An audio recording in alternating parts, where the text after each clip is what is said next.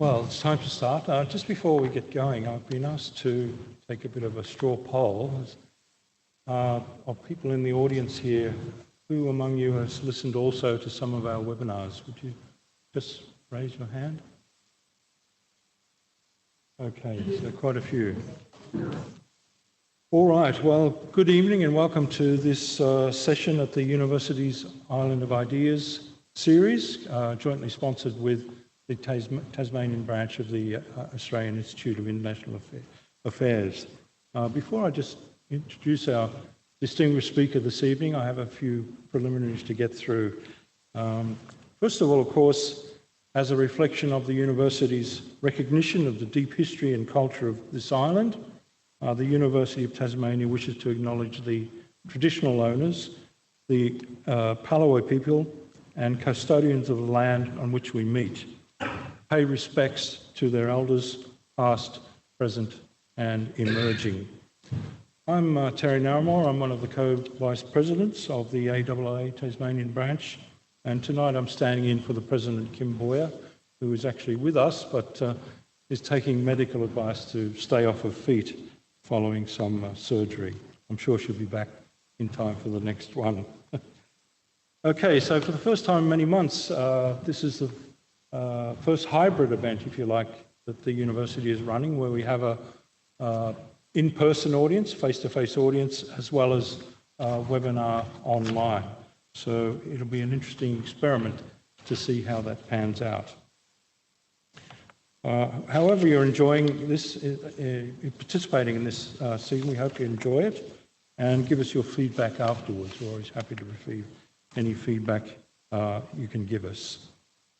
The university, and indeed the Tasmanian branch of the AIIA, is keen to put on these sorts of events, and the university in particular runs many seminars, lectures, presentations, which it sees as part of its community engagement in informing the community about international and important political issues. For those of you who are online, to cut a long story short, we can neither see nor hear you at this end, but you can, at the end of this session, should you wish, pose questions for a question and answer session we'll have at the end, as well as having questions live, so to speak, here. If you're wishing to raise a question here in the audience, please wait for a microphone to come around to you, and that'll help us, all of us, hear you raise your particular question. Please try to observe the COVID-safe protocols if you can, and maintaining physical distance. Also, we're running audience polls for those online, so you may see your screen questions come up. Please do answer these polls. Finally, the lecture today is being recorded, and you'll be later able to access this through the university site or on YouTube and SoundCloud channels. Well, it now gives me great pleasure to introduce today's speaker. Professor Amin Saikal is an eminent scholar of the Middle East and Islamic politics and international relations. He is currently adjunct professor of social sciences at the University of Western Australia, former distinguished professor of political science and director, he told me foundation director, of the Centre for Arab and Islamic Studies at the ANU, Australian National University. He's awardee of the Order of Australia, an elected fellow of the Academy of Social Sciences in Australia, and non-resident fellow of the Liechtenstein Institute of Self-Determination at Princeton University. He's written many books on Iran, Islam, Afghanistan, and the Arab world. Too many for me to list here, but certainly a distinguished contribution in his published work. He's also importantly published articles in the New York Times, Washington Post, International Herald Tribune, The Guardian, Sydney Morning Herald, and so on. And a frequent commentator on our media as well on his area of expertise. And I know personally I've found his commentary and public speaking extremely valuable in trying to understand these complex regions.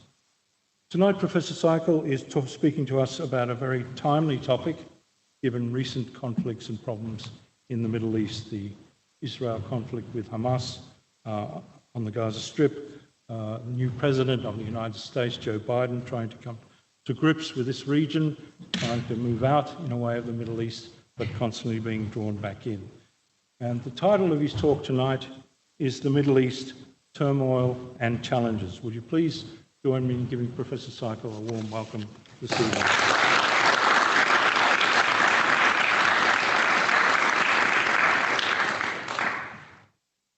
Good evening.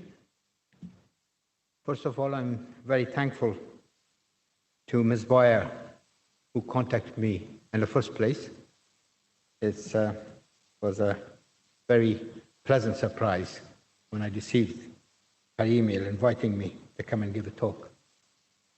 And I'm also very thankful to Dr. Terry Naramore for that really generous introduction. I hope I won't let you down. And of course, there's so many other friends who have been extremely helpful since my wife and I arrived this afternoon, or rather lunchtime. As Dr. Naramore said, my brief this morning is to talk about the Middle East, a zone of turmoil and challenges.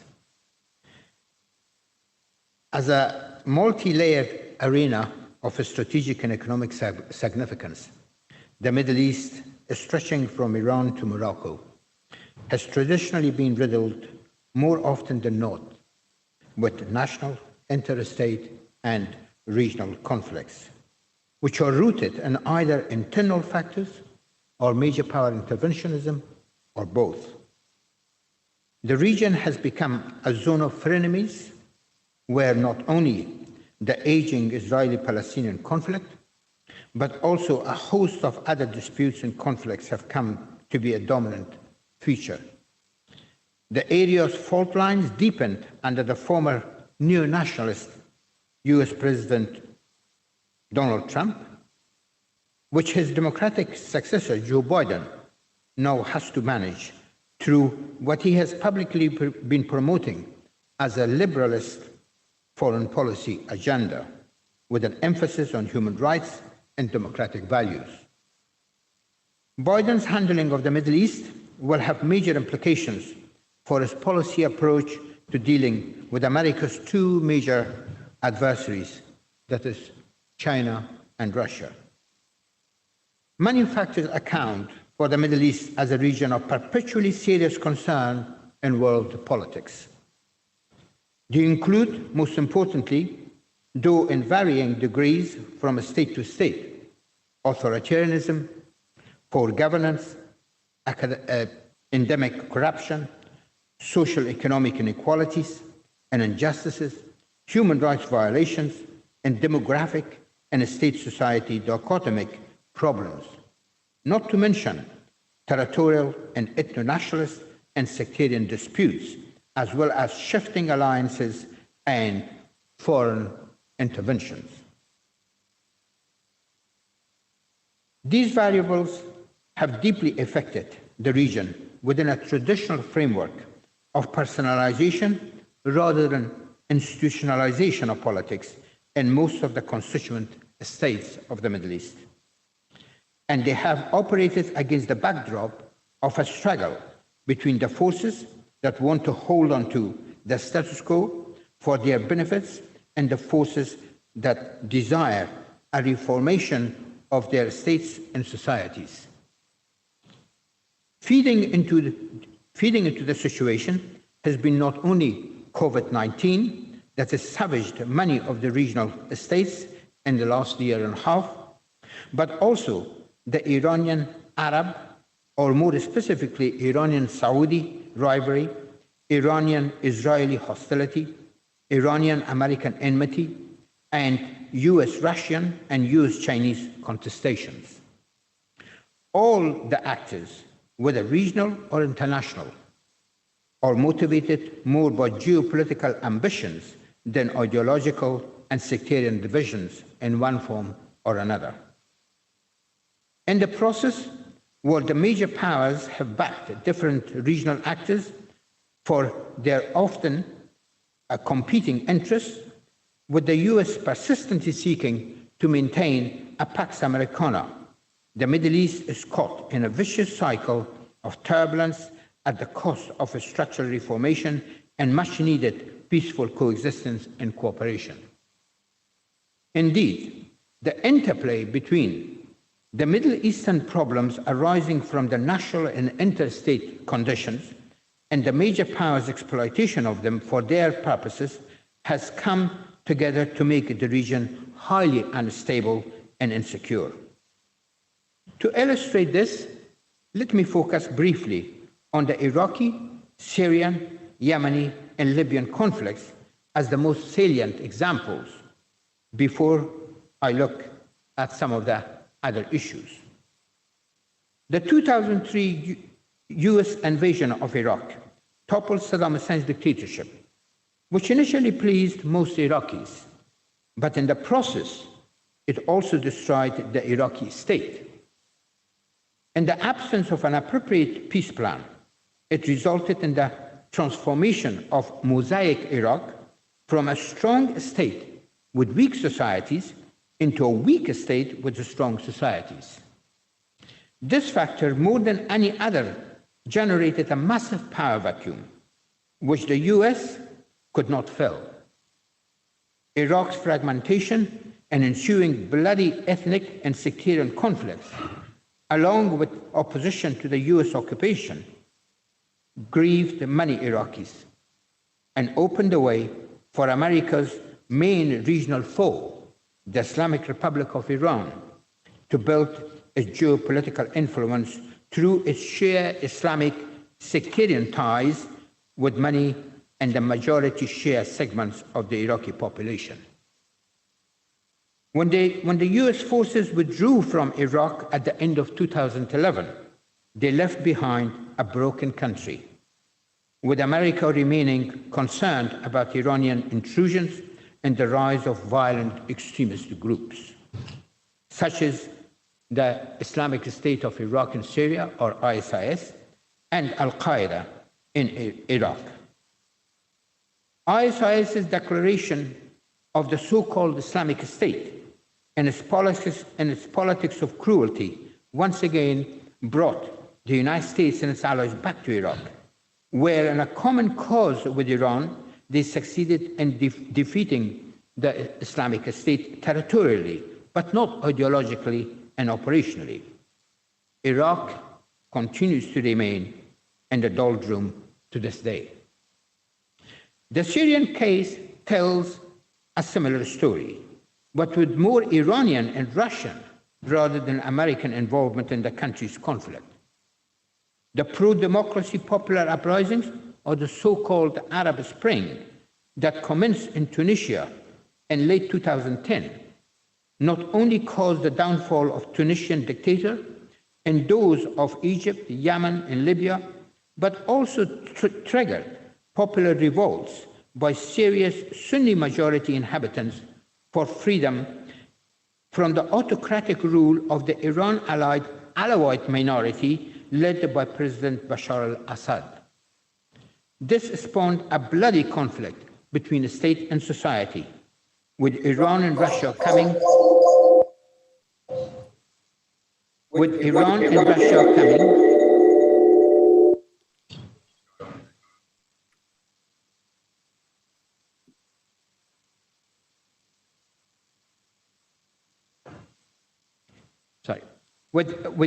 Russia coming in to rescue the Assad regime with massive tragic consequences for the Syrian people to the present day. The situation also provided ISIS with ample space to secure a territorial base in the country and then spread it from there into war-torn Iraq. The United States initially backed the Syrian opposition, as did most of its Arab and international allies. Yet, Washington missed an opportunity in 2013 to hit the Assad regime and neutralize an escalated intervention by Iran and Russia, plus the Iran-backed Lebanese Hezbollah.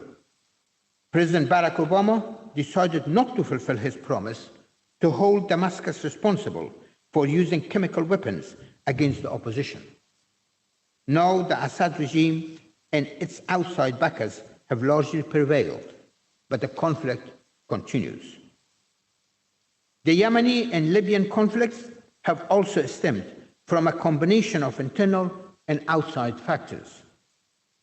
With the Arab Spring being the catalyst, the populist revolts toppled dictators Ali Saleh and Muammar al-Gaddafi, respectively, although in the case of Libya, with the help from a UN-authorized NATO intervention.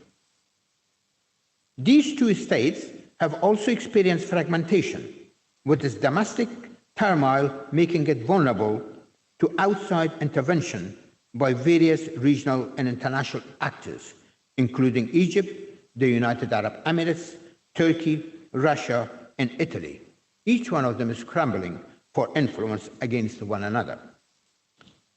Nowhere is the Saudi-Iranian rivalry, one side backed by the United States and the other by Russia and China, played out more vividly and violently than in Yemen. A Saudi-led Arab coalition has been bombing Yemen to defeat the Iran-backed Houthis, who have dominated the capital of Yemen since 2015, causing one of the worst humanitarian crises in the world. The Arab Spring raised the hopes of many societies in the Middle East, particularly in the Arab domain. But ultimately, their hope was dashed by the pro-Western oil-rich Arab governments and establishment forces, propelled by Saudi Arabia and backed by the Obama administration, despite Washington's initial expression of sympathy for pro-democracy advocates. Within a couple of years, the pivotal Arab state of Egypt was returned to authoritarian rule, and pro-change elements, whether religious or secular, were suppressed across the Arab world. However, this has done little to diminish the ongoing struggle between the forces of the status quo and change, which continues to haunt most of the Middle East, engulfing also, more noticeably, Lebanon, Sudan, Algeria, and to some extent, Jordan. The Islamic Republic of Iran, as distinct from the Arab states, has not had a peaceful trajectory either.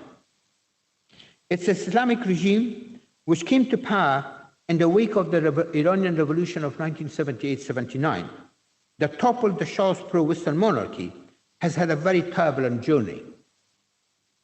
While remaining defiant to the United States and its regional allies, most importantly Israel, the regime's theocratic order has had to cope with growing internal unpopularity and to sustain US sanctions for most of its life over its nuclear program and expanding regional influence through various proxy forces as part of a regional security architecture that Tehran has built for itself. The United States has been the most influential power in the Middle East, although not always at the same level since World War II.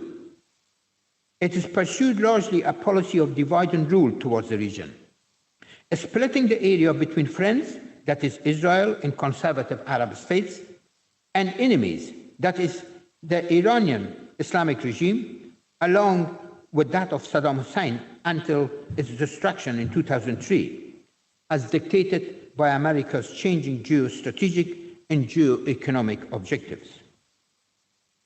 Various American presidents, from Ronald Reagan to George W. Bush, followed this approach, though with different emphasis and intensity. Obama tried to pierce the norm by reaching out to Tehran, which resulted in the Iran nuclear agreement of July 2015, or what is officially called the Joint Comprehensive Plan of Action, but only to be reversed by President Trump. Trump went further than any of his predecessors to demonize and contain Iran as an evil actor, to back Israel to the hilt, and to forge an anti-Iranian de facto alliance between Israel and Saudi Arabia and several of Saudi's Arab allies. Yet, the field has not been left wide open for the United States. A resurgent Russia and assertive China have lately sought to secure their own leverages of influence in the Middle East. Russia has acted in the footsteps of its Soviet predecessor and gained a strategic foothold in Syria, in close relationship with Iran, and it has cozied up to some of America's Arab allies, Saudi Arabia and the United Arab Emirates, as well as Egypt. China has found it expedient to make its own inroads into the region. It has forged close economic, trade and military ties with Iran, culminating in the conclusion of a 25-year strategic partnership deal between the two sides. In addition, it has backed both Iran and Russia in their ventures into Syria and sought lucrative trade ties with some of America's oil-rich Arab allies. China has done so with an eye on bringing on board as many countries as possible, Iran and Turkey in particular, in support of its Belt and Road initiatives for global influence, while also securing intelligence and military cooperation with Israel. In the process, a core Iran-Russia-China axis, with Turkey in its margin despite its differences with Iran and Russia and Syria, has solidified in counter to the United States in the Middle East. Yet, the United States has had the most powerful regional actor as its strategic partner, and that is Israel. Trump's policy actions, as confusing and contradictory as they were, have had a great deal to answer for in the latest phase of these developments and last month's round of the Israeli-Palestinian flare-up. His approach to Iran in his efforts to build an anti-Iranian Arab-Israeli front with the objective of plunging a dagger into the heart of the Palestinian cause, for which a number of vulnerable Arab states fell, proved counterproductive in two ways. It drove Iran to look more to Russia and China, and the Palestinians to despair more than ever in the face of increasingly intransigent Israel under Prime Minister Benjamin Netanyahu. With prospects of a negotiated settlement sinking by the day, Israeli-Palestinian relations reached a deep impasse, which could only be broken by another bloody confrontation, towards which the two sides had been inching for some time. It came in the form of the 11-day-long clash between Israel and the Palestinian Islamist resistance movement, Hamas, last month. The confrontation started in Jerusalem, where unarmed Palestinian worshippers at the Al-Aqsa Mosque, the third holiest site of Islam after Mecca and Medina, protested over Israeli settlers' forced eviction of Palestinians from their homes, something that the Israeli government had repeatedly backed over the years. As usual, Israeli security forces confronted the protesters with repressive measures. The conflict soon spread into the West Bank and also within Israel itself, pitching Arab and Jewish citizens against one another in the mixed neighborhoods. The Israeli security action scratched the surface of a deep wound that has been festering ever since the creation of the State of Israel in 1948. This development provided the trigger for Hamas to enter the fray in defense of the Al-Aqsa Mosque and the larger Palestinian cause. As Hamas fired rockets into Israel, Netanyahu, who is on trial for charges of fraud and bribery and is currently fighting for his political survival, and since 2008 had tried twice to destroy Hamas but failed, acted with total immunity in the conflict. He acted in the full knowledge that he had not only the United States, but also half of the Arab governments on board.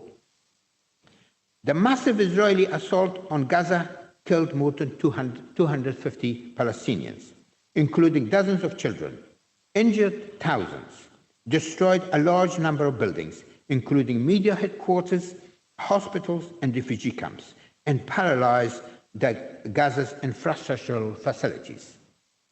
The whole development proved once more to be very debilitating for the 2 million Gazans who had already endured a mostly squalid existence, with a majority of its population living on $2 a day and handouts. They paid a very heavy price in blood and property and the massive Israeli bombardment from the air, land, and sea. The fighting finally ended in a shaky ceasefire through Egyptian mediation and US support, as had the two previous skirmishes between the two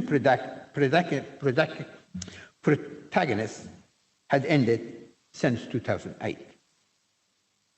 Yet, the underlying causes, that is Israel's occupation and blockade of Gaza and the Palestinian nationalist demand for freedom and an independent state, remain firmly in place.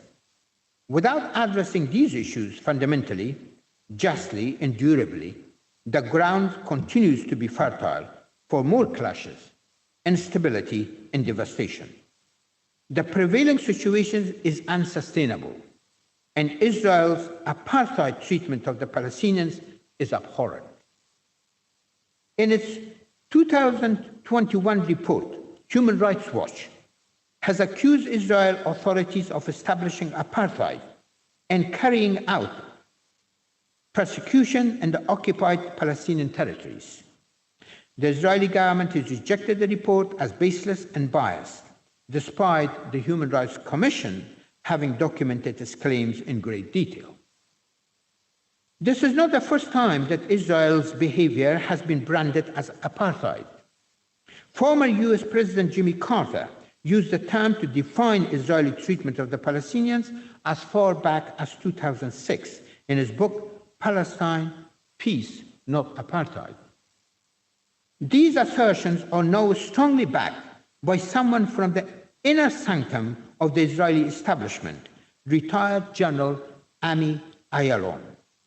In the book he published last year called Friendly Fire, How Israel Became Its Own Worst Enemy and Its Hope for the Future.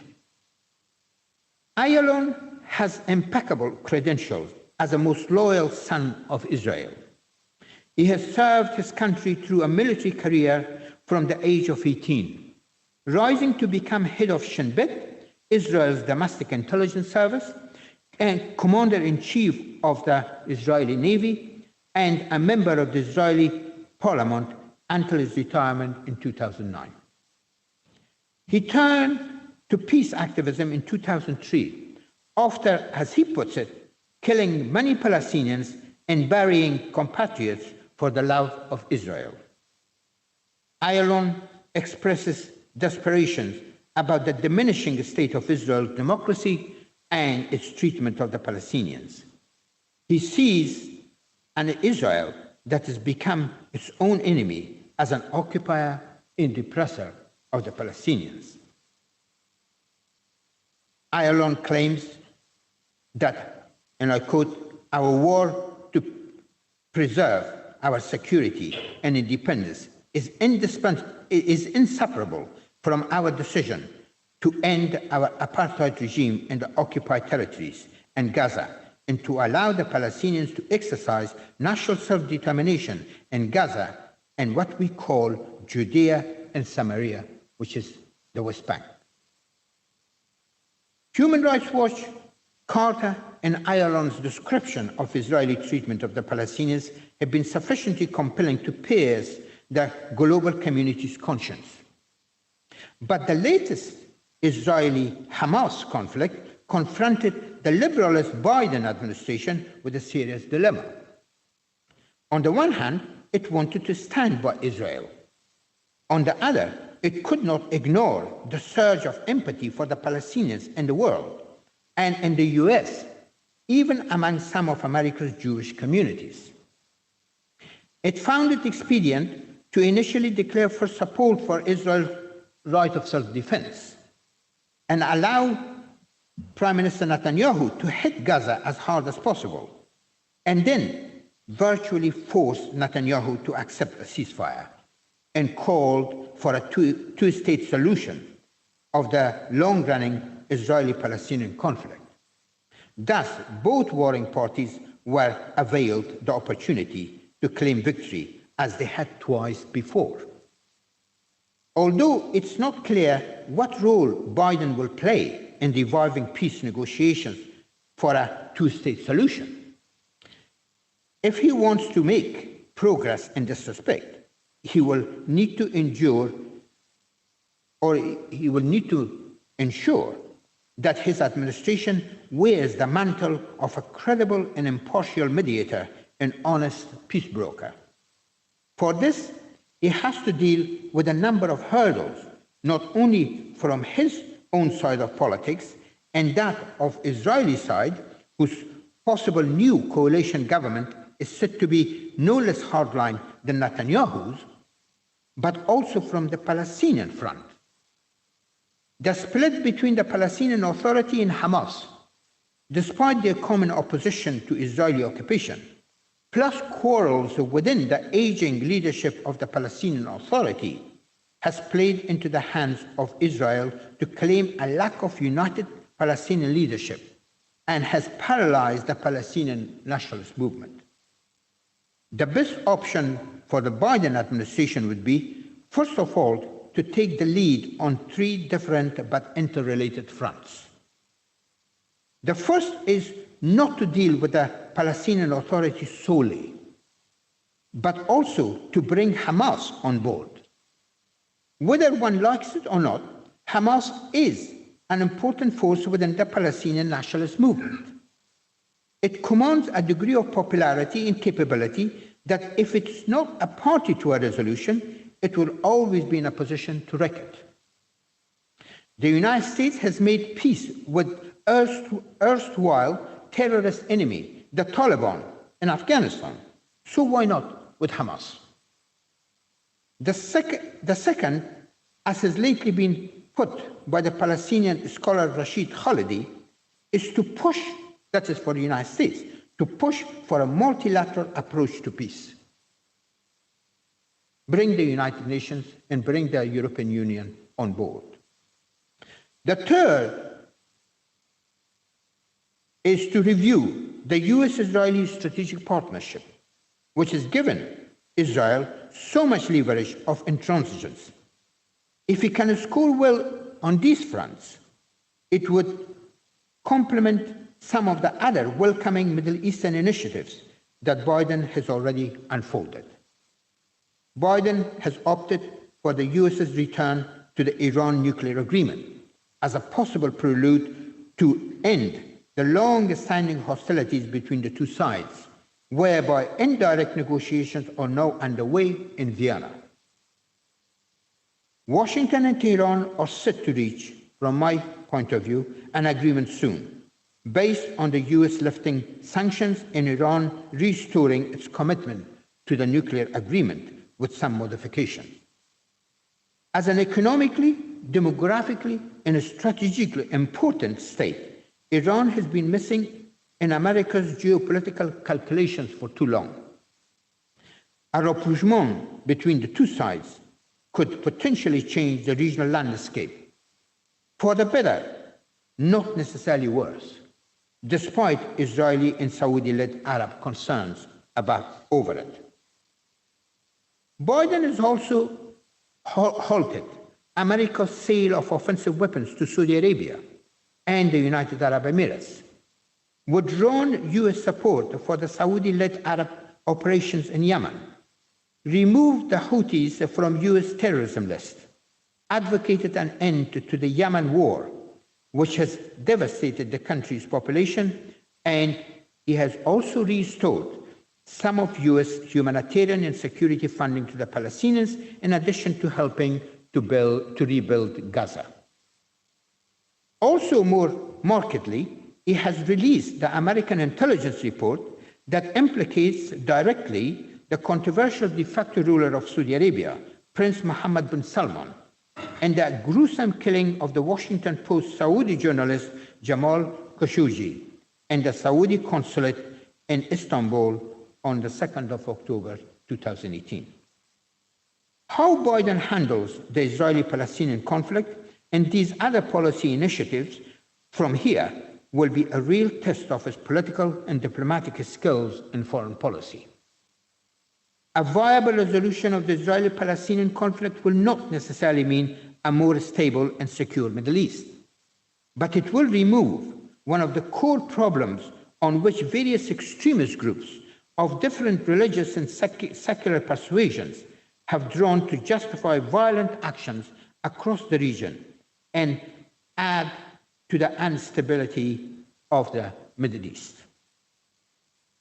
Biden has said that his administration's main game is going to be with China and Russia. He certainly needs a calmer and more peaceful Middle East to allow him to pivot his energy to dealing constructively with these powers. The Middle East indeed stands to reveal the extent to which Biden can make his liberalist foreign policy agenda work. A failure in this region is bound to restrain Biden on the other foreign policy fronts. The Middle East is such a vital and at the same time complex area that will not leave America alone. For the region to enjoy stability, security, and prosperity, it badly needs a structural reformation, including good governance and sanctity of individual rights and freedoms, and less corruption and outside power geopolitical meddling in favor of more constructive engagements to empower the peoples of the region rather than the elites to determine their lives and destiny for their countries.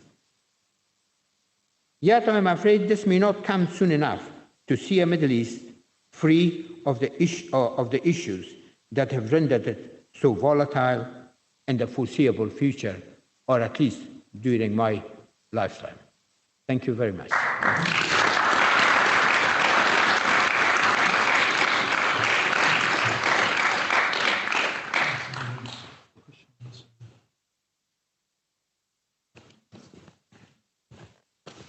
All right, well, Professor Seichel's happy to take some questions, and I'll also try and incorporate some from online questions as well. But just to get us started, I might just raise the first question. Toward the end there, of course, you mentioned President Biden. As you noted, he came into power in a way trying to retreat from some of the Middle Eastern problems, and yet he's been drawn in by the conflict between Israel and Hamas. He's perhaps trying to revive the nuclear agreement with Iran. What chance do you give him of succeeding in developing this role as a possible regional peace broker?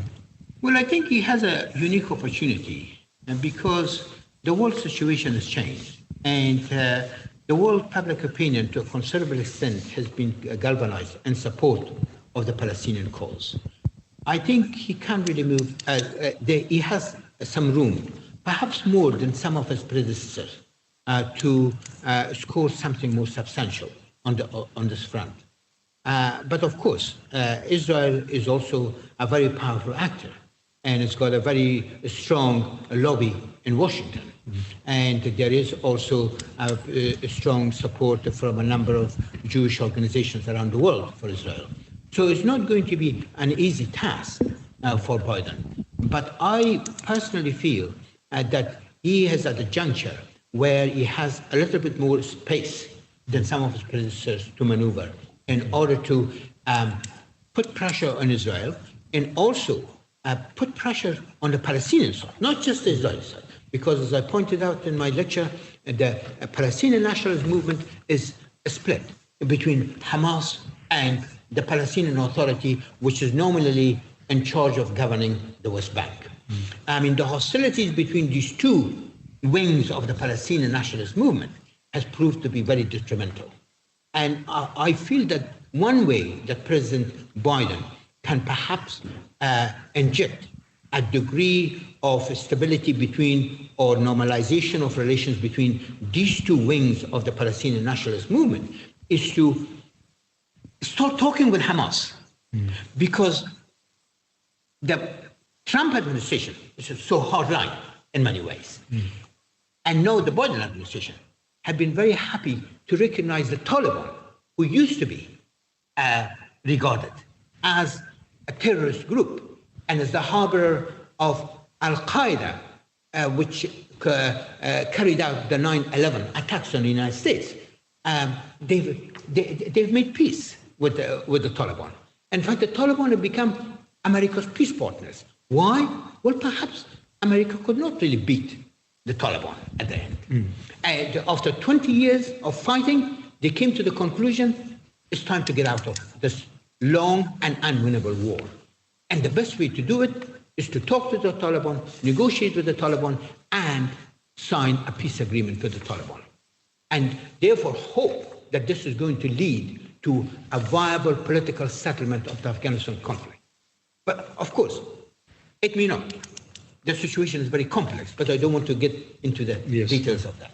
So I feel that perhaps Biden has got a better chance, but whether he's going to be able to really exploit that window of opportunity which has now come his way, I mean, that remains to be seen, because he's also going to be limited, because Israel has also got very strong bipartisan support within the American Congress. And on the issue of the nuclear agreement with Iran, at this stage, I'm quite optimistic that the two sides will reach an agreement, simply because it's to the benefit of both sides. And the United States would like to really open the way for some sort of rapprochement with Iran, which is a very important country in the region. And at the same time, the Iranians have suffered enough from the American sanctions, and particularly from Trump sanctions, to reach some compromise with the United States in terms of reviving the Iran nuclear agreement as a possible prelude to perhaps some sort of rapprochement.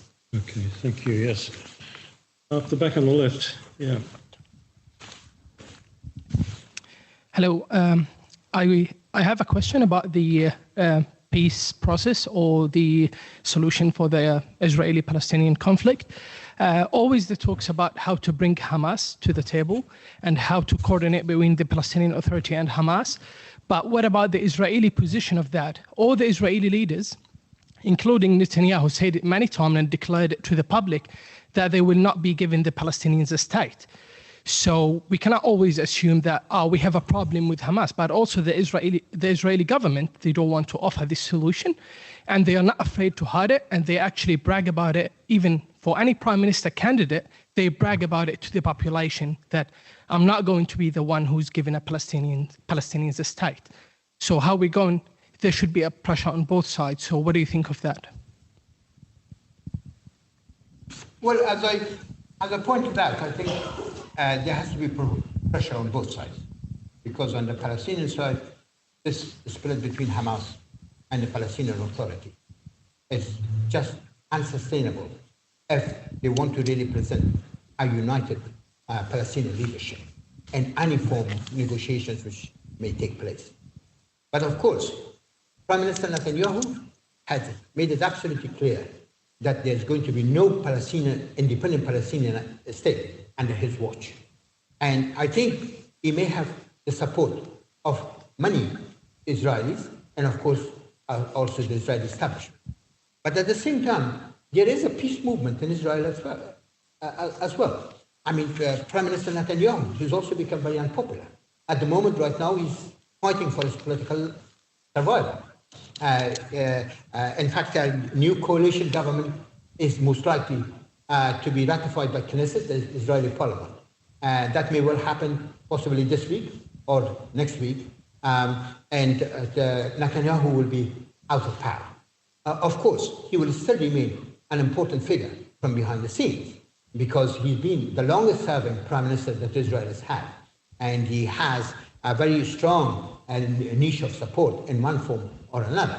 But at the same time, he's facing trial on charges of corruption and bribery and so on. So once he's out of power, he's not going to have the degree of political protection that he's had up to this point. And of the new coalition, and if it is successful, because Prime Minister Netanyahu has said that he would do everything possible to dismantle this new coalition. But of this coalition, there is also an Arab party, Arab-Israeli party, which is a member of this coalition. And so this coalition is made up of right, centrist, left parties. And they will have to, if they want to have a common platform, and if they want to ensure the continuity of their coalition government, then they have to reach compromises among them. Despite the fact that one of the parties has said that, of course, no Palestinian state should be created. But then the other one has said, no, we've got to really work for the Palestinians. We've got to find a way out. And the Arab party would say, no, it's important not only Israel becomes kinder and gentler towards its own Arab citizens, there's 2 million of them in Israel, but also towards the Palestinians in occupied territories. So I feel that there may be, again, some room, some space for maneuvering on that front.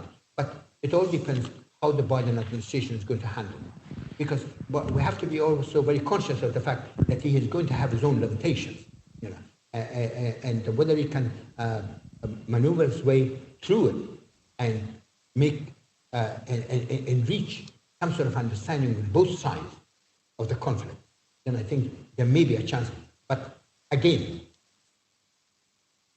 we've been hopeful so many times about a settlement of the Israeli-Palestinian conflict. You know, we remember the Oslo Accords. We remember Yasser Arafat and Ishaq Rabin signing the Oslo Accords in front lawn of the White House in 1993. And the world became very hopeful. And we say, oh, well, you know, this is going to really do something. But of course, it hasn't. You know, one cannot be 100% sure, but I was born as a pessimist. Over time, I've become a little bit optimist. Okay, thank you. It's noticed late here, the question, sorry, the microphone's a little far away, just wait till it comes across. Thank you. I think we're all terribly hopeful when the Arab Spring happened, and clearly that was perhaps much too optimistic of all of us. I'm sorry, I can't... Couldn't quite hear it. Sorry, I think we were all very optimistic when the Arab Spring happened, and we all thought that this would be a new dawn for the Middle East in lots of ways. I just wondered if, besides Tunisia, it seems like it's that the Middle East has gone backwards in terms of progressive democratic ideas, and I just wondered if some of the forces of the Arab Spring, particularly the younger people, the younger movements, if you felt that there was any power left within them and if there was any hope there. I think it's about the young people. Arab Spring, younger generation. Yeah, I mean, the Arab Spring in many ways turned into a dark winter. I think there are a number of reasons for it. First of all, it was a very spontaneous movement. It didn't have a leadership or a common platform beyond securing the overthrow of the dictatorial leaders.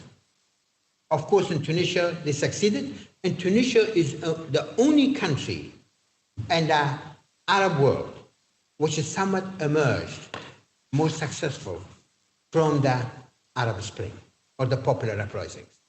So it has really taken a pro-democratic trajectory. It still faces a lot of internal problems and foreign policy problems. But it is on the right, has been moving in the right direction. But also that's because that they've had some really wise leadership.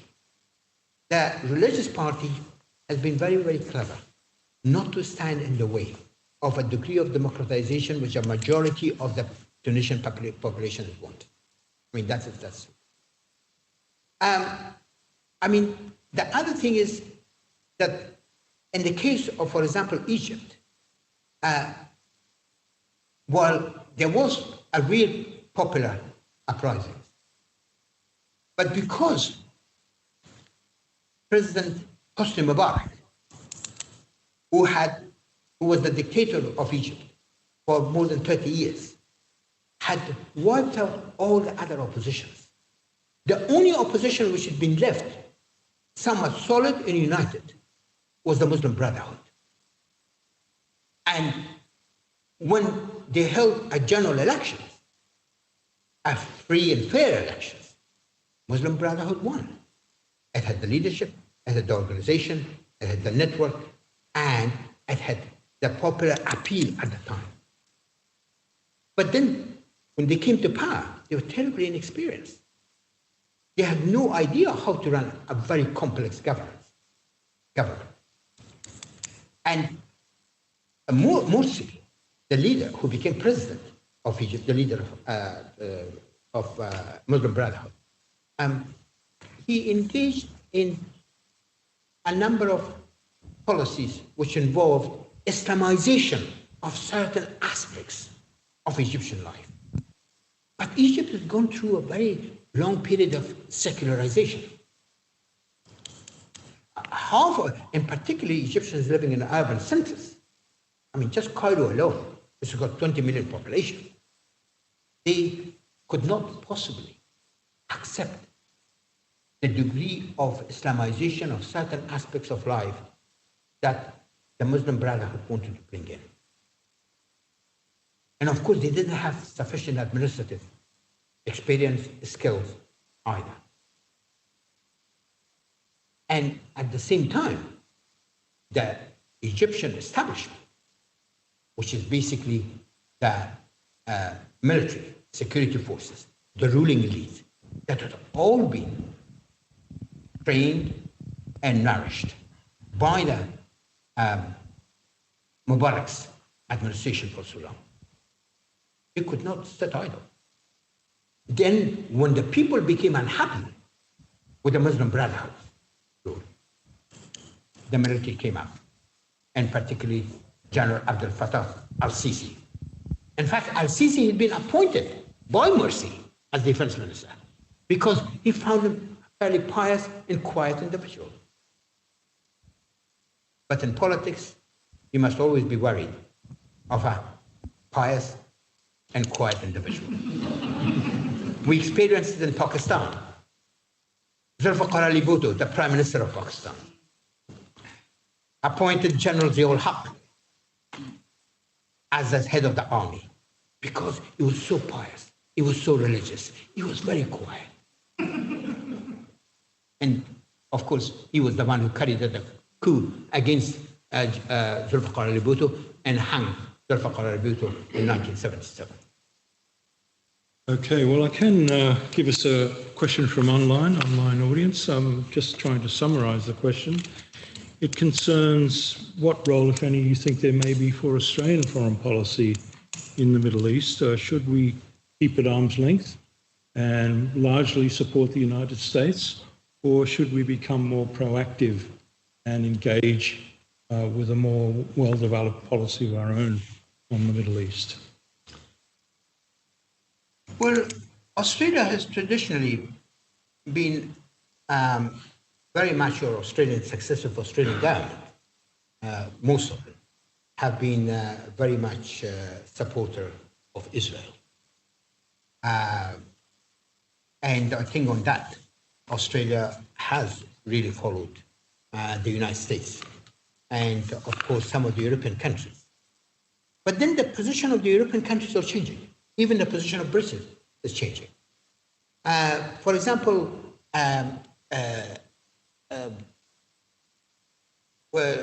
Sweden is the only European country which has actually recognized the state of Palestine. And so has Vatican. God bless Pope. He's intervened. He's recognized the suffering of the Palestinian people and recognized the state of Palestine. The French Parliament and the British Parliament have passed resolutions recommending to the government to recognize the state of Palestine. Of course, their resolutions are not binding on the government. The governments haven't done it yet. In Australia, for a period, we thought that Australia was moving towards a more even-handed policy towards the Israeli-Palestinian conflict. And that was during Hawke government. Although Bob Hawke himself was emotionally a very strong supporter of Israel, his foreign minister, Gareth Evans, was trying to balance Australia's policy towards the Israeli-Palestinian conflict.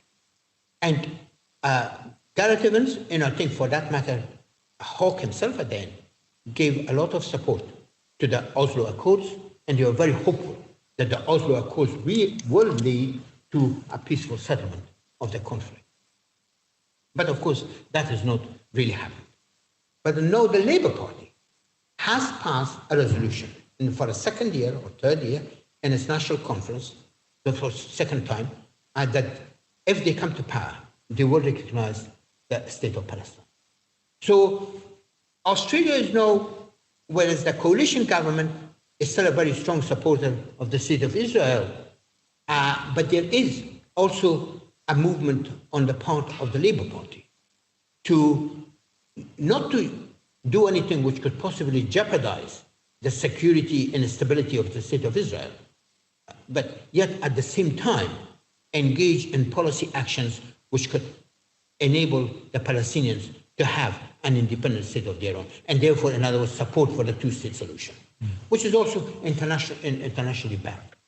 So my feeling is that I think it's going to be very difficult at this stage for the Morrison government to back away from a more pro-Israeli position to a more even-handed attitude towards the conflict or the dispute between these parties.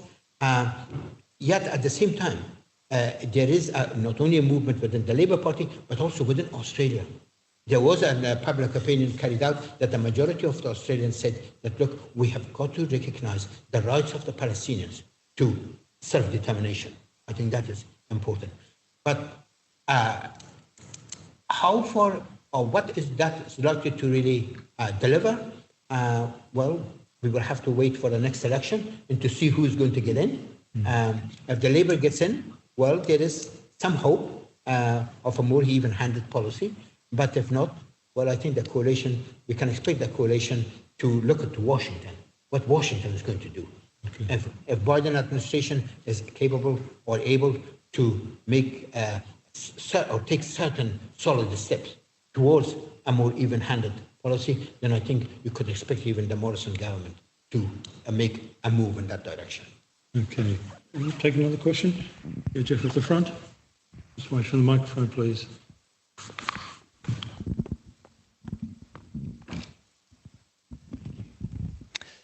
Professor, thank you very much. You've identified a possible opportunity in time for the Biden administration, the US, to intervene more constructively.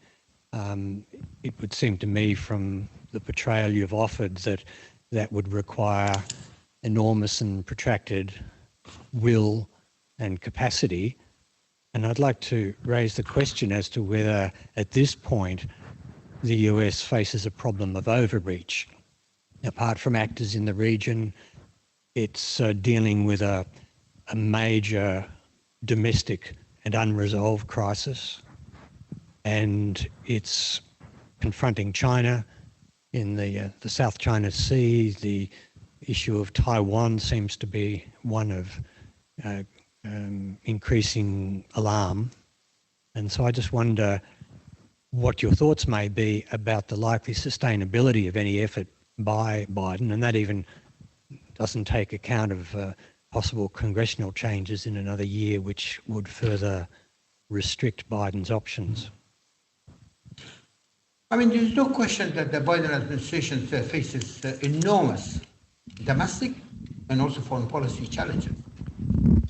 Of course, it will have to remain very much focused on domestic situation.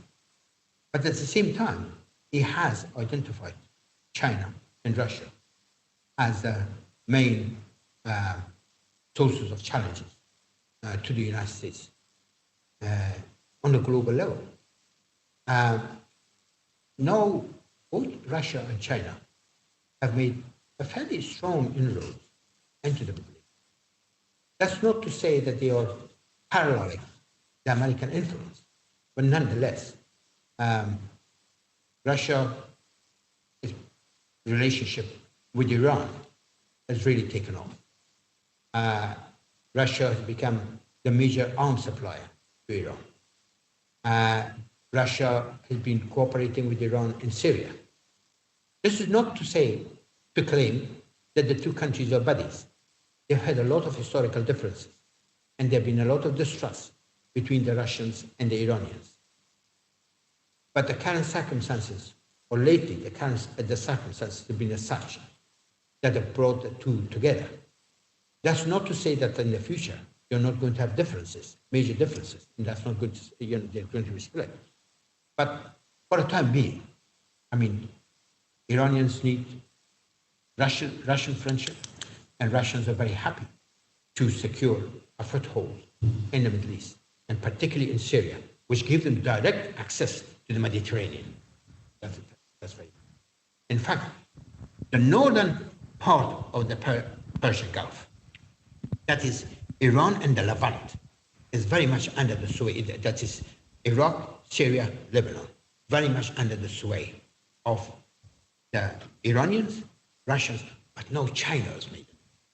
China just recently signed a 25-year strategic agreement with Iran, which will enable Chinese to make massive investment in Iranian industrial and infrastructure development, and also to have very close military and intelligence cooperation.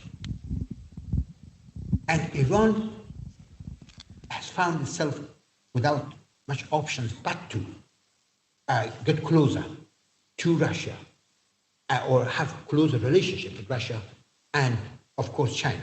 It's been going on for some time, despite the fact that the founder of the Islamic regime, Ayatollah Khomeini, called the United States the Great Satan and called the Soviet Union at the time, as the lesser Satan. And that had been repeated by some of the Iranian leaders, subsequently, even in relation to Russia. But so